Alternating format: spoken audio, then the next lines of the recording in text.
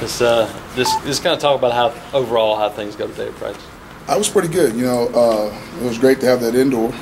So that obviously being able to practice where normally you only got a little bit of it in because of the lightning and thunder. And, you always want to be safe, but being able to go inside and be able to go through your practice was good. And the guys flew around. They're getting better at not letting things like that distract. Because we're indoors or outdoors shouldn't matter.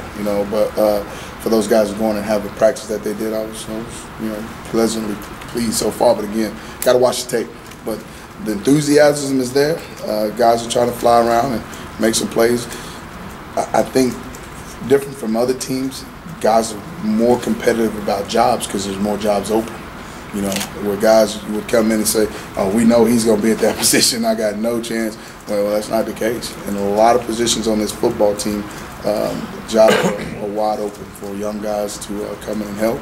Some old guys to even move to different positions and help. So it's been really good. Hey, how do you see them picking things up? You see a lot of progress in that area? Yeah, I tell you, you can tell the leadership was good this summer because there's a lot of carryover from what they did this summer with the captain practices. So that's been really good. And for us on offense, how important it is alignment and assignment. Guys getting lined up and guys getting their assignments right is huge, huge. And I know it's that way for defense, but really for us because of spacing with this offense. With the NFL West Coast offense, spacing is so important. One guy screwing up a window or one guy closing an alley down that a running back has to run through can throw the whole play off. And so them getting where they're supposed to be and doing it in a timely fashion where we, never seen the sense of urgency as far as the details, which has been really good. Really good for me as a coach and really good for our football team. So, how big of a deal is the scrimmage tomorrow going to be for the wide receivers to sort of set a pecking order for? It's going to be really big because, anytime we go in that stadium, we want to send a message, that's where I think in the last 2 years we're 14-1, and we need to make sure that they understand that and be on top of that, defending the home field. We got some tough games on the road, I get that, but we also got to make sure we take care of home and take a lot of pride in that. You're never going to be able to simulate a game, but the importance of walking between them lines at that stadium, I promise you, before they get off that field, they'll understand it. They'll know by the intensity and by the way that we approach it. And again, it gives you a chance as a coach to where tomorrow I'll be backed off and seeing what they know.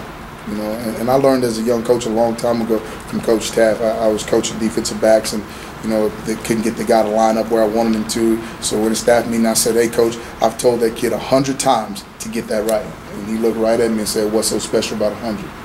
Tell him 150. Tell him 1,000. Because coaches come and go. He's going to be here for 4 years." And it didn't take me long to figure that out. And it's the same thing with these guys. It's really important that these guys understand that they can't count the reps. They have to make the reps count.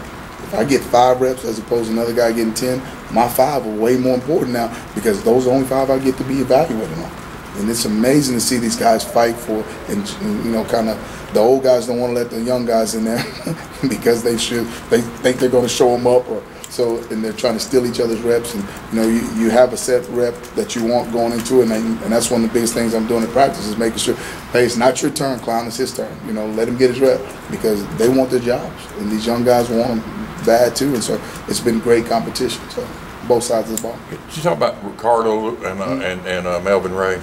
Yeah, both of them have done well. They're both big guys. They're lost right now with knowing all the intricacies of the offense, but size and speed and what you'd like for a wideout to have, they seem to possess that. What we got to get them better at is pad leverage, speed of the game. Melvin's kind of like what D'Lo was. He hadn't played in a long time.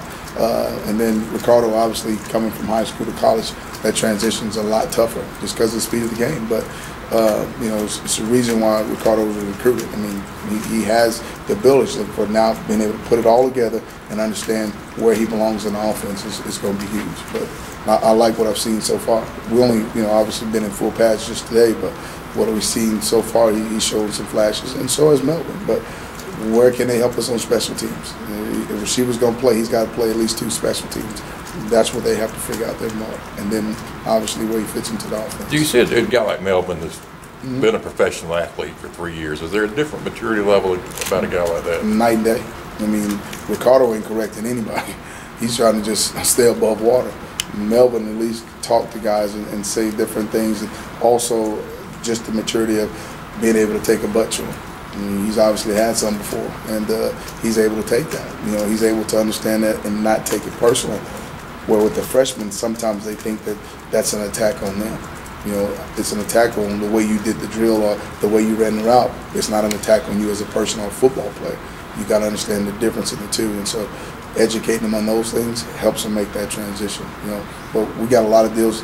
Tomorrow will be the first time we have the referees. So now on the ball, off the ball, you know, penalties that are pre-snap kill you. And so for us, we have to make sure that with all the different formations that we have, and you're going to see we have a bunch, we have a lot, that it's 3 times the learning that they've had before, just on formations alone. So not covering somebody up, not having enough on or enough off, those are going to be big enough hurdles for the freshmen and even some of the upperclassmen, because they hadn't had to do that a bunch. Who's the older guys? Who has anybody stood out to you? Emery Blake, Javante Starworth, D'Angelo's been really great with helping those guys as well. So those 3 have really done a good job. And then Jalen Denson, I've been really impressed with how he goes out, and he's not a loud bullshit, but he's a pull a guy to the side and say, hey, you need to do it this way. But, you know, Javante Starworth and Emery Blake probably are the 2 leaders, if I had to say 2 in that room. But it's been really good to see that it's been a collective group. You know, Emery's not a real boisterous guy either, but he's really good at talking to him, keeping him after practice, walking through routes, and educating him on stuff that he's seen, understanding coverages and things like that.